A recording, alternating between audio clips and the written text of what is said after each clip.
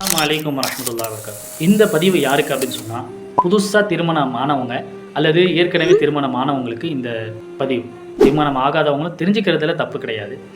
நபி ஸல்லல்லாஹு அலைஹி வஸல்லம் சொன்னாங்க, உங்கள் மனைவியோட நீங்கள் உறவு கொள்ளும் பொழுது, உறவு கொள்வதற்கு முன்பாக இந்த துஆவை ஓதிக்கொள்ளுங்கள். அல்லாஹும்ம ஜன்னிபினி ஷைத்தான வ ஜன்னிபி ஷைத்தான மா ரஸக்தனா. இந்த துஆவுடைய பொருள் என்ன? அல்லாஹ்வின் பெயரால் இந்த காரியத்தை ஆரம்பிக்கிறேன்.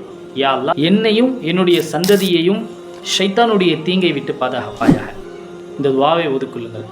நபி ஸல்லல்லாஹு அலைஹி வஸல்லம் சொன்னார்கள், இந்த துஆ ஓதிவிட்டு உறவு கொள்ளும் பொழுது, அந்த உறவின் பொழுது ஒரு குழந்தை நின்று விட்டால், இவருக்கு ஒரு வாரிசு நின்றுச்சு அப்படின்னு சொன்னால், அந்த குழந்தையை ஷைத்தான் ஒரு காலும் வழிகெடுக்க மாட்டான்.